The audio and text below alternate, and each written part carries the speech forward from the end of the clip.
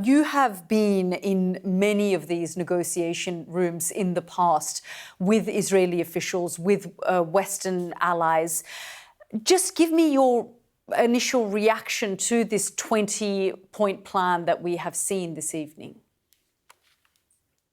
Great disappointment, in particular in the American president, who could not avoid being so biased to the Israeli point of view, who failed even to mention the right of the self-determination of Palestinian people for peace, and who failed to mention that there is a need to end the main core cause of everything we see in the Middle East, which is the Israeli occupation of Palestinian land. And still, this is a unilateral deal so far between Israel and the United States. And presenting it as in a form of ultimatum is not a very productive thing.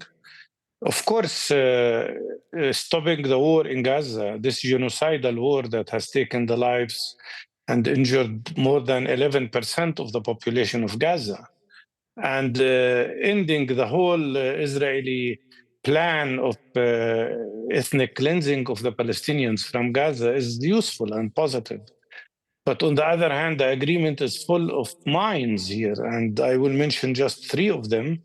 One is that there is no clear plan for Israeli withdrawal from Gaza.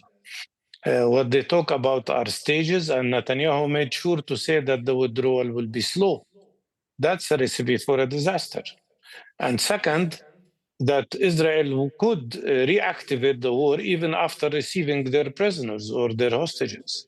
That is a very dangerous element. And if there are no guarantees from the side of the United States and other parties that Israel will not reactivate the war, this is a very dangerous element, because also Netanyahu said that he would reactivate his war of genocide on Gaza if he feels that he needs to.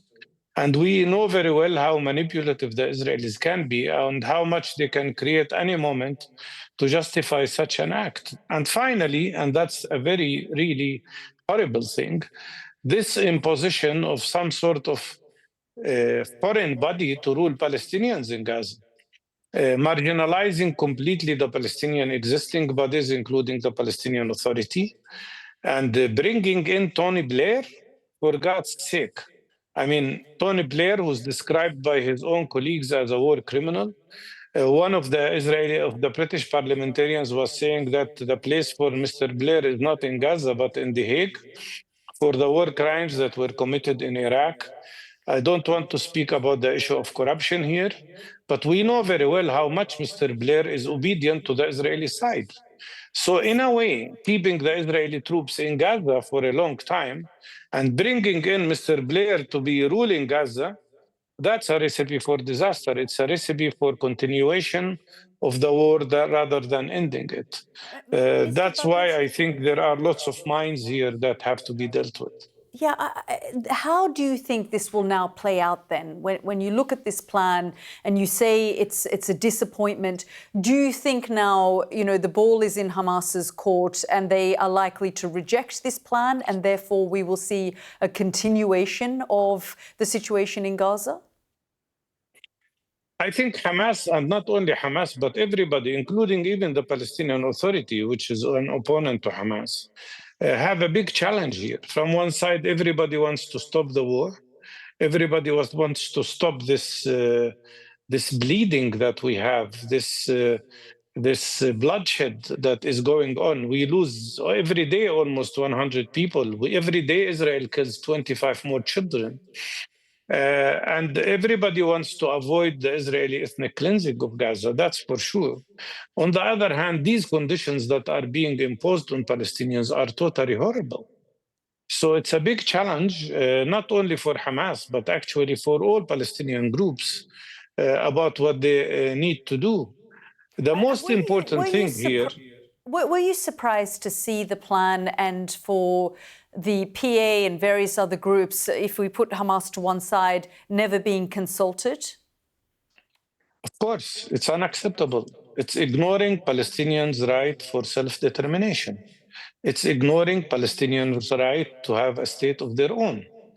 it's in a way a response to all these recognitions that came that affirmed the right of self-determination of the Palestinian people. And that's why I think here Netanyahu will be very happy, because he kept repeating that he will never allow a Palestinian state. And the president of the United States said that he understands that. For God's sake, by which law neither Trump or Mr. Netanyahu have the right to decide that we do not have the right to have self-determination as people, and that we do not have a right to our state of our own, and that we do not have a right to be free from occupation and oppression. That is totally unacceptable. And the issue here is that it's very simple. Whatever the response will be to this plan, and I hope there will be a ceasefire, whatever the response will be, we do understand as Palestinians now that there is a long way of struggle still waiting for us to achieve our goals of freedom, to end occupation, to have a state of our own. And that means, more importantly, that the pressure that is exercised now internationally on Israel, including sanctions, including boycott, including the Freedom Flotilla, should continue.